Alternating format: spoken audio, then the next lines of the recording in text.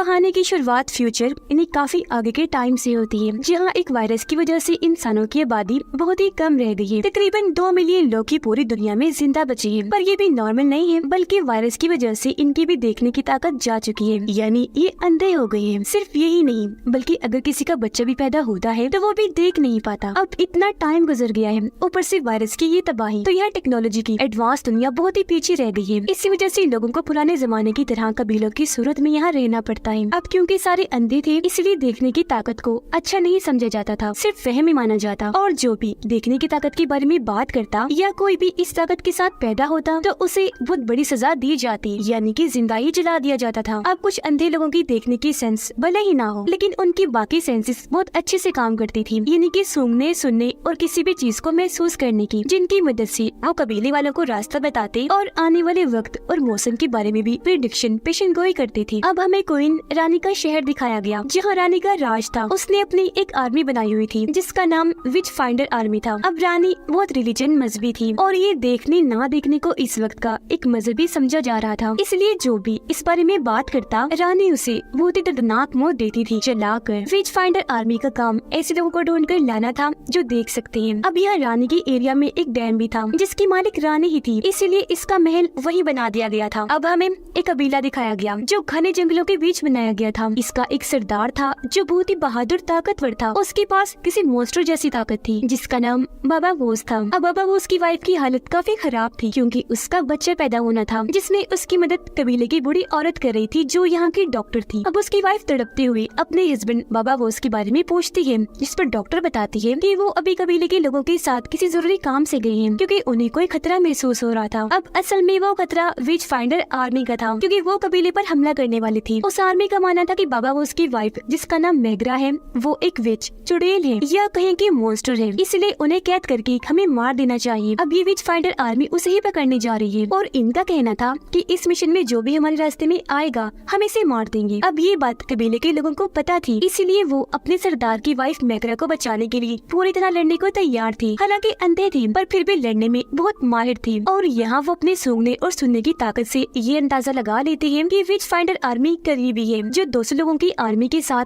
हम पर हमला करने के लिए आ रहे हैं। अब बाबा वोस अपने कबीले का हौसला बढ़ाता है। उसका ये भी कहना था कि मैं यहाँ किसी भी बात की परवाह नहीं करूँगा, बल्कि अपने कबीले को बचाने के लिए अपनी जान भी देनी पड़ी तो दे दूंगा। अब उसकी ये बातें सुनकर पूरा कबीला जोश में आ गया और वो पूरी तरह जंग के लिए तैयार थे, हाथों में हथियार लेकर। साथ में वो नारेबाजी भी कर रहे थे। उधर विच फाइंडर आर्मी का जनरल कबीले के एक आदमी को पकड़ लेता है जिसका नाम बेक्स था। अब बेक्स बाबा वोस को बिल्कुल भी पसंद नहीं करता था क्योंकि उसी के कहने पर कबीले वालों ने बेक्स की फैमिली को मार दिया, इसलिए वो यहाँ इस दुश्मन आर्मी की मदद करता है, यानी अपने सरदार बाबा वोस के खिलाफ बगावत करता है। वो जनरल को एक ब्रेसलेट देता है जिससे उन्हें ये पता चला कि मेग्रा के बच्चों के असली बाप बाबा वोस नहीं बल्कि एक दूसरा आदमी है जिसका नाम जरला है। अब ये जरला नाम सुनकर जनरल काफी हैरान रह गया क्योंकि वो जानता था कि जरला एक ऐसा आदमी है जिसकी आंखें ठीक है, वो देख सकता है, जिसकी खोज जनरल पिछले काफी अरसे से कर रहा है। अब अगर ये मेग्रा तक पहुँच गए तो जरला का पता भी मिल जाएगा, इसलिए जनरल यहाँ काफी खुश दिखाई दे रहा था क्योंकि ऐसा करके रानी का हुक्म भी पूरा हो जाएगा। को जनरल को भी बहुत फायदा मिलने वाला था। अब वो बेक्स को मारकर उससे पूछता है कि तुम्हारे कबीले का क्या प्लान है और अपने हिफाजत के लिए उन्होंने क्या कर रखा है, जो सब कुछ बेक्स जनरल को बता देता है। अब मेग्रा एक बच्चे को पैदा करती है जो लड़की थी, लेकिन तभी उसे एहसास हुआ जैसे मेरे पेट में अभी एक और बच्चा है। ये देखकर डॉक्टर उसका ऑपरेशन करती है और यहाँ वो दूसरे बच्चे को भी पैदा कर देती है। इस बात से मेग्रा काफी खुश थी कि मैं जुड़वा बच्चों की माँ बन गई हूँ, जिनमें एक लड़का है और एक लड़की। जंगल के बीचों बीच एक काफी बड़ी पत्थरों की दीवार बनाई गई थी जिसके उस पार से विच फाइंडर आर्मी कबीले के लोगों पर हमला करने के लिए आ रही थी। आर्मी के कुछ लोग इस तरफ आकर कबीले वालों से लड़ने लगे। अब हालांकि कबीले के लोग काफी बहादुरी से उनका सामना करते हैं, पर जल्दी उन्हें एहसास हो गया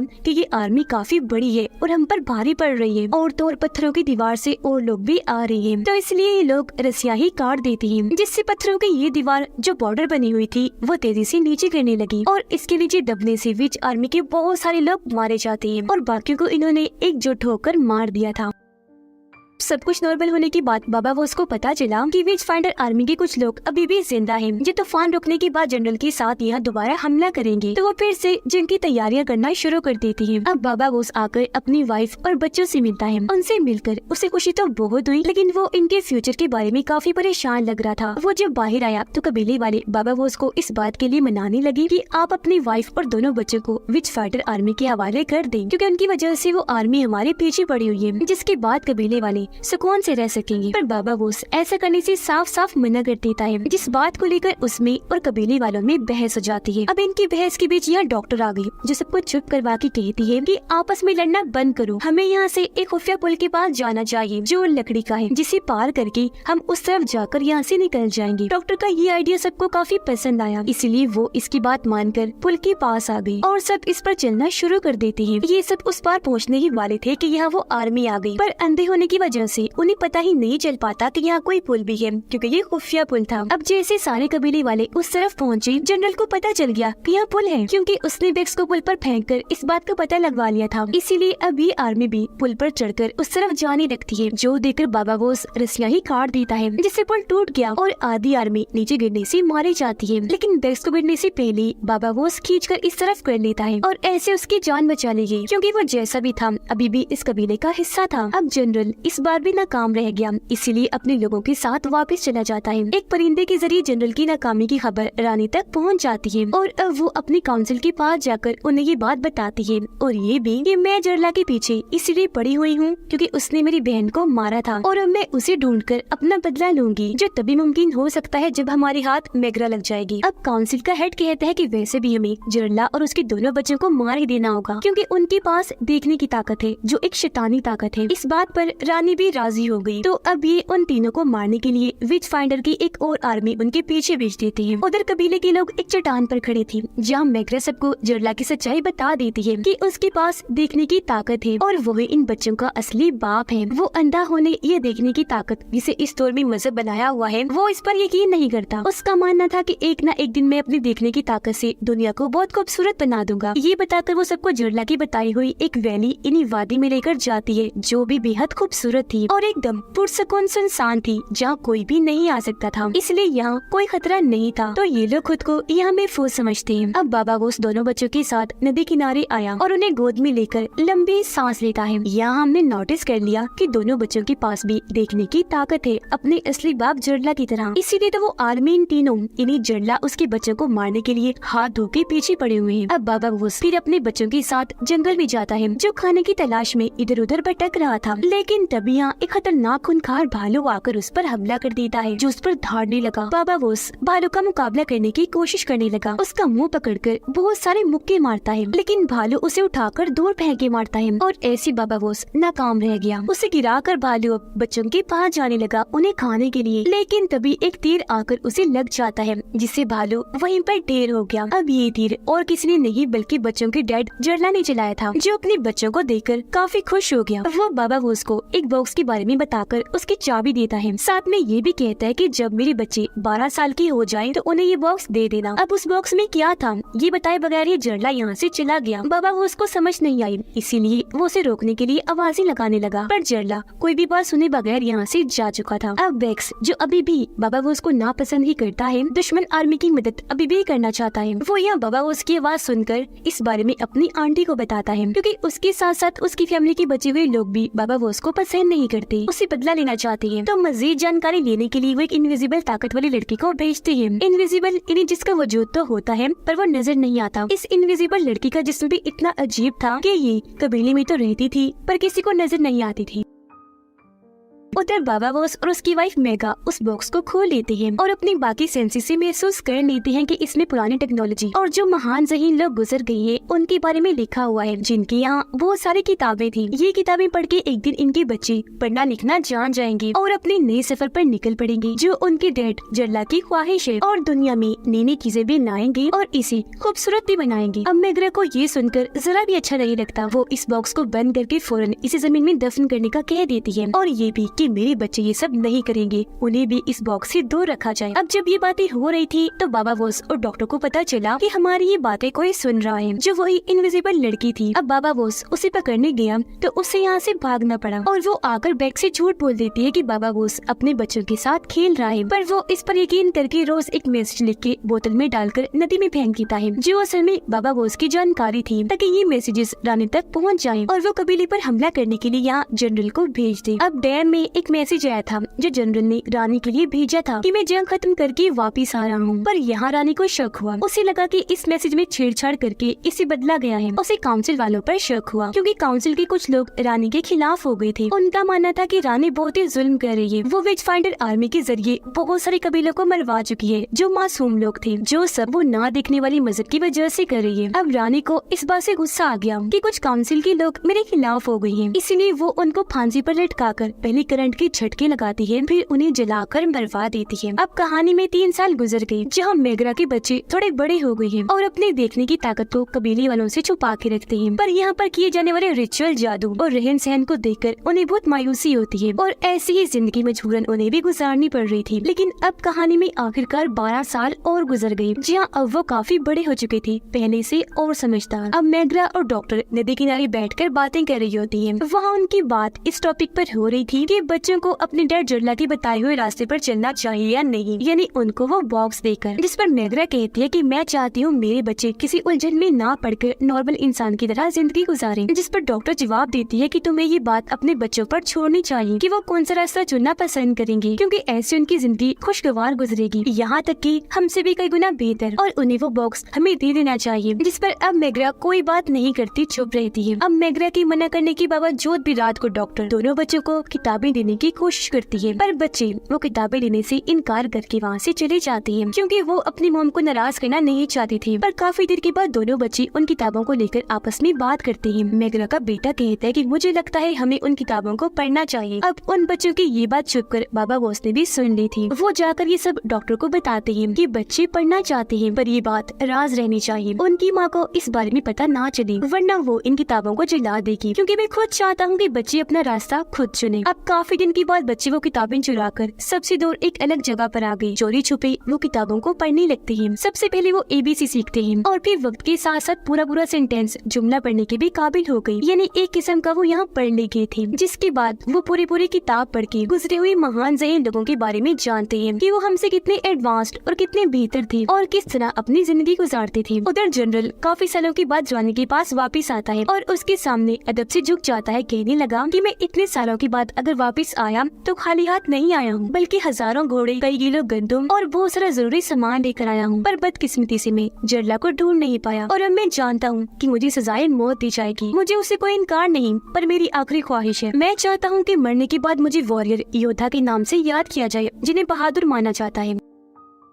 रानी उसकी ये बात मान गई और उसे डैम से नीचे कूद जाने का कहती है। पूरी तैयारी करके वो कूदने ही वाला था कि तभी रानी को बैग्स का वही बोतल वाला मैसेज मिल जाता है। वो जनरल को रोक देती है, क्योंकि अब उसे बाबा बोस और उसके कबीले की खुफिया लोकेशन पता चल गई थी, जहाँ पर जाहिर है मेगरा और उसके बच्चे भी होंगे। अब रात के वक्त कुछ बड़े लोगों को एक फेस्टिवल त्योहार में जाना था, जिनमें बाबा बोस, मेगरा और डॉक्टर भी शामिल थी। साथ ही इनके कबीले के कुछ और लोग। अब बाबा बोस को अपने बच्चों की हिफाजत की फिक्र थी, पर वह फिर भी तैयार था। सुबह होते ही ये अपना सफर शुरू कर देते हैं। फिर फेस्टिवल में पहुँचते पहुँचते इन्हें रात हो जाती है। अब ये लोग फेस्टिवल में आ तो गए थे, पर इन्हें पता नहीं है कि यहाँ क्या होने वाला है, और यहाँ दूसरे कबीले के लोग भी आए हुए थे। अब यहाँ मेगरा के बच्चे भी चोरी छुपे इनका पीछे करते हुए यहाँ आ जाते हैं, जहाँ इन्हें पता चला कि ये फेस्टिवल आग का है, जिसके अंदर 5-6 लोगों को बांधा हुआ है, क्योंकि उन पर इल्जाम था कि वो देख सकते हैं। इसलिए अगले ही पल जैसे फेस्टिवल शुरू हुआ, उन्हें आग लगाकर जला दिया जाता है और इस तरह उन मासूम लोगों की जान चली गई, जिसके इर्द गिर्द सभी कबीलों के लोग नाचने लगे और ऐसे आपस में एक हो जाते हैं। अब ये देखकर मेगरा की बेटी काफी गुस्सा हो जाती है और वो इन पर चिल्लाने लगी, पर उसका भाई मुंह पर हाथ रख के उसे रोक देता है। अब फेस्टिवल में ये चीज देखकर बाबा बोस और उसके साथियों को भी बहुत दुख हुआ। अब यहाँ डॉक्टर इन्हें बताती है कि ये सब रानी का किया धरा है, उसके ही फजूल रिचुअल और मजहब के नाम पर फैलाई गई ये बातें हर जगह फैली हुई है, जिनका लोगों पर बुरा असर पड़ता है और वो भी देखने वाले इंसानों को मार देते हैं। अब मेगरा का बेटा इस फेस्टिवल को छोड़कर दूर निकल आया, क्योंकि ये जुल्म देखकर उसके उसकी तबीयत खराब हो रही थी, उसे उल्टियाँ होने लगती है। लेकिन तभी यहाँ उसे एक किडनैपर पकड़ लेता है जो लोगों को अगवा करके उन्हें बंदी बना लिया करता था, जिसके बाद उन्हें बेच देता था। अब वो मेग्रा के बेटे को भी पकड़कर अपने साथ ले जाने लगा, जहाँ पर उसने और भी कई सारे कबीले के बच्चों को बंदी बनाया हुआ था। अब मेग्रा की बेटी को अपने भाई के गुम होने का पता चल गया, इसलिए वो ये बात जाकर अपने मोम डैड को बताती है। ये बात जब पूरे कबीले में फैली तो हर कोई उसकी तलाश में निकल गया। उधर किडनैपर सभी बच्चों को एक खुफिया रास्ते से गुजार कर एक सुनसान इमारत में ले आया, जहाँ आते ही सबके मुंह खोल दिए जाते हैं। उधर वो लोग मेग्रा के बेटे की तलाश में उस रास्ते पर आ गई, जहाँ से भी किडनैपर बच्चों को लेकर गुजरा था। यहाँ पर एक मैसेज लिखा हुआ था जो और किसी ने नहीं बल्कि मेग्रा के बेटे ने ही लिखा था कि मैं अभी जिंदा हूँ और इस रास्ते पर चलो तो मुझ तक पहुँच जाओगे। अब इस हिंट इशारे के बारे में पढ़ के मेग्रा की बेटी सबको बताती है, पर ये जानकर मेग्रा काफी हैरान रह गई कि मेरे बच्चे को पढ़ना लिखना आता है। वो दुखी होते हुए रोने लगी, काफी नाराज भी होती है, अपनी बेटी पर गुस्सा करने लगी कि तुमने इतनी बड़ी बात मुझसे अपनी माँ से छुपा के रखी। जिस पर उसकी बेटी कहती है कि हाँ मॉम, क्योंकि मैं डैड के रास्ते पर चलना चाहती हूँ, वही हमें ठीक लगा तो हमने चुन लिया। अब फिलहाल इन बातों का टाइम नहीं था, मेग्रा की बेटी को ढूंढना बहुत जरूरी था, इसलिए वो इस बात को यहीं पर छोड़कर उसे ढूंढने की मिशन पर फिर से आगे बढ़ती है। कुछ ही देर बाद ये इस पुरानी इमारत तक पहुँच जाते हैं, जहाँ पर किडनैपर ने बच्चों को बंदी बना के रखा हुआ था। अब बाबा बोस इन सबको यहीं पर रोककर खुद अकेला ही अंदर जाने का फैसला करता है कि मैं अकेला ही उनसे लड़कर ये मिशन अंजाम दूंगा। अब हालांकि उसकी बेटी कहती है कि डैड मुझे भी साथ ले चलिए, मैं भी मदद करूंगी, पर वो मना करके आगे बढ़ गया क्योंकि वो नहीं चाहता था कि मेरी बेटी मेरा वो रूप देखे जिस तरह बेदर्दी से मैं लोगों को मारता हूँ। यानी कि जहाँ उसने पूरी जिंदगी अपने मॉन्स्टर जैसी ताकतों का इस्तेमाल करके बहुत सारे लोगों को मारा था। अब वो आगे बढ़ के बिल्डिंग के बाहर पहुँच गया, पहरेदार पर अपनी तलवार से हमला करके उसकी जान ही ले लेता है और खुद उसकी जगह लेकर अंदर गया, जहाँ उसका बेटा बाबा बोस को पहचान लेता है। वो अपने डैड को सिग्नल देता है और बस फिर क्या था, बाबा बोस अपने मॉन्स्टर वाले रूप में आकर बड़ी स्पीड से सबसे भिड़ गया। वो अपनी तलवार से एक एक करके सब पर हमला कर देता है। बहुत सारे लोगों को उसने ढेर कर दिया था। उसकी लड़ने की महारतें कमाल थी। अब अपने डैड का ये रूप देखकर कुछ देर के लिए तो उसका बेटा भी हैरान रह गया और यहाँ बाबा बोस सबको मारने की बात आखिर में मेन किडनैपर को भी पकड़ लेता है और उसकी गर्दन में अपनी तलवार जोर से घुसाकर उसकी जान निकाल लेता है। और ऐसे उसने अपने बेटे के साथ साथ बाकी बच्चों को भी आजाद करवा दिया था। सारे बच्चे जब बाहर आए तो मेग्रा अपने बेटे को सही सलामत पाकर बहुत खुश हो गई और उसे गले से लगा लेती है, पर अगले ही पल गुस्से में वो दूर हट गई। उसे याद आ गया था कि मेरे बच्चों ने मुझसे झूठ बोला। अब कबीले में वापिस आने के बाद दोनों बच्चे मेग्रा को मनाने लगी कि मॉम मान जाए ना, क्योंकि बेशक हम आपका कहा मानते, पर एक न एक दिन हमें अपने बाप जरला के बताए हुए रास्ते पर चलना ही था। अब थोड़ी ही देर में मेग्रा मान गई, उसका दिल पिघल गया। वो अपने बच्चों को माफ करके उन्हें गले से लगा लेती है, कहती है ठीक है मेरे बच्चों, पर तुम हमेशा इस कबीले की मेंबर रहोगे, फिर चाहे तुम यहाँ रहो या कहीं भी। बाहर बाबा बोस को कुत्तों के भौंकने की आवाज़ें आई, जिससे उसने महसूस कर लिया कि विच फाइंडर आर्मी के साथ उनका जनरल यहाँ पर आ रहा है हमला करने के लिए, ताकि वो मेग्रा और उसके बच्चों को पकड़ ले। कुछ देर में जनरल कबीले में आ ही गया और यहाँ के सभी लोगों को धमका कर अपने कब्जे में कर लेता है। पर यहाँ मेग्रा का बेटा चिल्लाके दिखाता है। वो बैग्स के गले पर चाकू रख के उसे बंदी बना लेता है और चुपचाप अपनी फैमिली को यहाँ से निकाल लेता है। और अब यह बाबा बोस अपनी पूरी फैमिली को लेकर कबीले से अलग हो जाता है और जंगल के रास्ते आगे बढ़ने लगा। यहाँ मेग्रा का बेटा बैग्स को मारता नहीं बल्कि उसे जिंदा ही छोड़ देता है, ताकि उसे भी इस बात का एहसास हो कि उसके दुश्मन बाबा बोस या उसकी फैमिली नहीं बल्कि वो दुश्मन आर्मी है जिनका वो साथ दे रहा था। अब इतना कुछ होने के बाद भी बैग्स बाबा बोस के साथ गद्दारी करता है। वो वापिस आकर जनरल को बताता है कि बाबा बोस और उसकी पूरी फैमिली यहाँ से भाग चुकी है। अब ये सुनते ही जनरल कबीले वालों के सामने ये ऐलान करता है कि जब तक मेग्रा के दोनों बच्चों को मेरे हवाले नहीं कर दिया जाता, आप लोगों के कबीले को विचेस और मॉन्स्टर्स का कबीला माना जाएगा। इस वजह से तुम सबको सजा भी दी जाएगी। बाबा बोस और उसकी फैमिली नदी किनारे आ गई, जहाँ कड़ी मेहनत लगाकर बाबा बोस ने एक कश्ती बनाई थी, जिसके अंदर ये लोग बैठ गए और यहाँ से निकल पड़ते हैं। लेकिन इतनी ही देर में यहाँ जनरल और उसकी आर्मी भी पहुँच गयी, क्योंकि वो भी देख नहीं सकते थे, इसलिए जरला के बच्चों के इतना पास होने के बाद भी उन्हें ये पकड़ नहीं पाते और ये लोग चुपचाप कश्ती लेकर आगे बढ़ते रहते हैं। लेकिन फिर भी जनरल हार नहीं मानता और अपनी आर्मी को पानी के अंदर उतारता है। एक सोल्जर कश्ती के बहुत ही पास पहुंच गया, जिस पर गोली मारकर बाबा बोस हमला कर देता है। अब पानी में शोर हुआ,